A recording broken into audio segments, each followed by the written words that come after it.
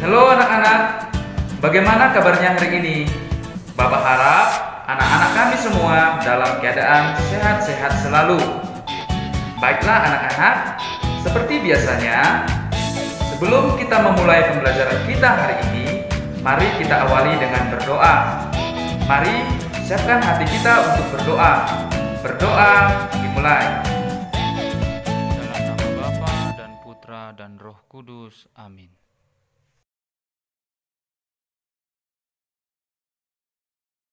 Berdoa selesai. Dalam nama Bapa dan Putra dan Roh Kudus. Amin. Oke anak-anak, hari ini kita akan belajar tema 8, subtema 3, muatan pelajaran PPKN.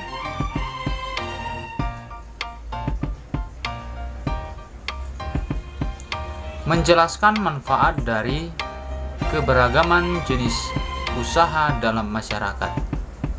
Berbagai jenis usaha atau kegiatan ekonomi yang dilakukan manusia untuk memenuhi kebutuhan hidup. Di Indonesia, keberagaman jenis usaha atau kegiatan ekonomi masyarakat dipengaruhi oleh beberapa faktor. Berikut adalah faktor yang mempengaruhi keberagaman jenis usaha atau kegiatan ekonomi masyarakat. Yang pertama adalah kondisi geografis Indonesia yang beragam.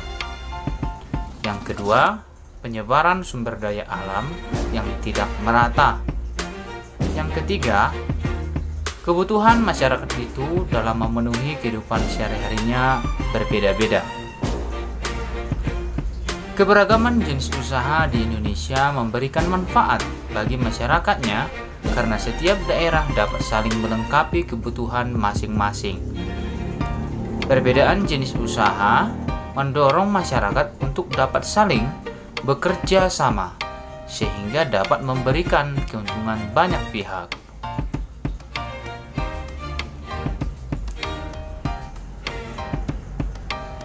Ayo, coba perhatikan keberagaman jenis usaha dalam gambar berikut. Gambar pertama, petani kapas memproduksi kapas sebagai bahan baku pembuatan kain. Kemudian, industri tekstil mengolah kapas dari bahan dari petani kapas menjadi pakaian. Dan seterusnya, penjual pakaian menjual pakaian menjadi untuk memenuhi kebutuhan sandang. Itulah dia prosesnya. Ketiga gambar di atas menunjukkan bahwa jenis usaha yang dilakukan oleh masyarakat dapat saling berhubungan dan saling menguntungkan. Hubungan saling menguntungkan itu membuat masyarakat saling bergantung satu sama lain. Nah, oleh sebab itu, keberagaman menjadi faktor yang dapat mempersatukan masyarakat yang ada di dalamnya.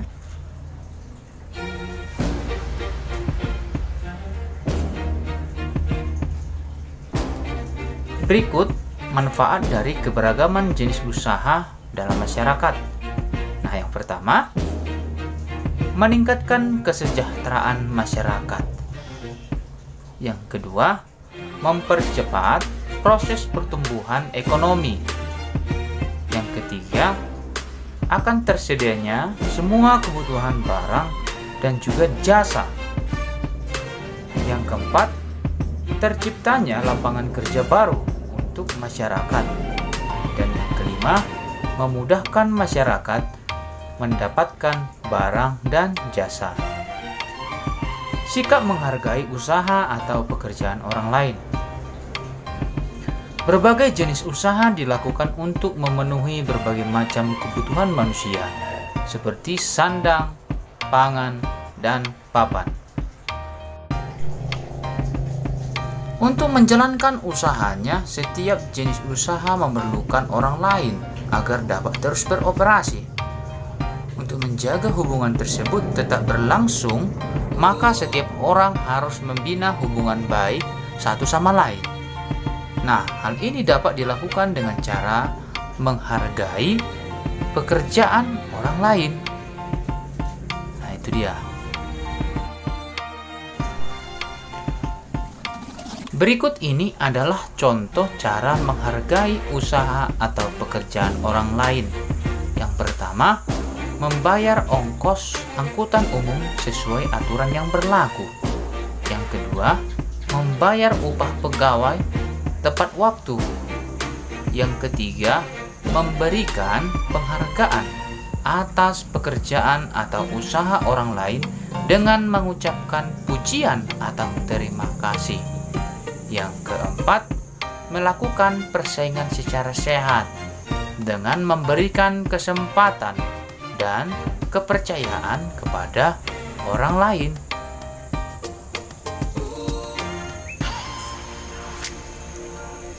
Kesadaran untuk menghargai keberagaman sosial budaya di Indonesia.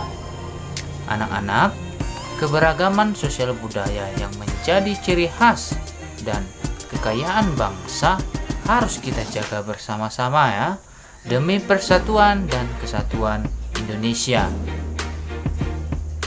Sebagai bangsa yang beragam, kita harus menyadari banyaknya ancaman terhadap persatuan dan kesatuan Negara Kesatuan Republik Indonesia atau disingkat NKRI, seperti perselisihan yang disebabkan oleh perbedaan suku, agama, ras, dan antar golongan atau disingkat dengan SARA.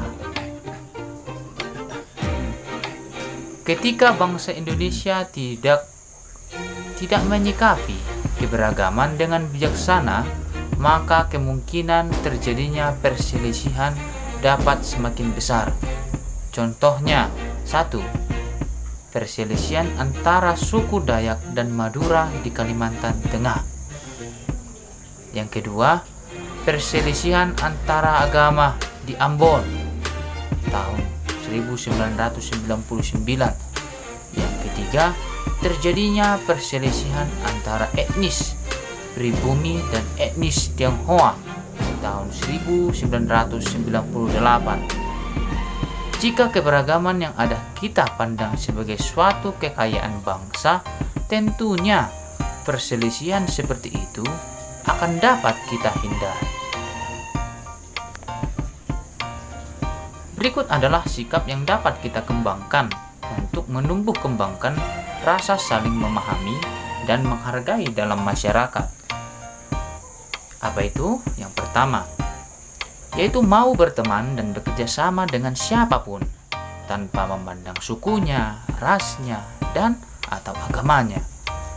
Yang kedua, mau mempelajari kebudayaan daerah lain untuk menambah pengetahuan dan keterampilan.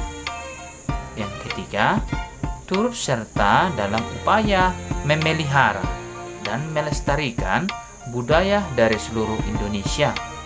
Yang keempat, turut serta menyukseskan pagelaran seni dan budaya daerah lain. Nah, manfaat dari mengembangkan sikap saling memahami dan menghargai dalam masyarakat yang beragam tersebut antara lain adalah sebagai berikut. Yang pertama, akan menghindari perselisihan antar suku bangsa seperti yang tadi contoh-contohnya. Yang kedua, mewujudkan kerukunan dan persatuan di antara sesama bangsa Indonesia. Menumbuhkan rasa cinta pada tanah air. Yang ketiga dan yang keempat, menjadi modal untuk keberhasilan pembangunan. Demikianlah materi kita hari ini anak-anak. Bapak harap anak-anak kami semua dapat memahaminya. Bapak tetap mengimbau dan mengingatkan agar kita tetap mematuhi protokol kesehatan, memakai masker, jaga jarak, dan rajin cuci tangan. Sekian dan terima kasih.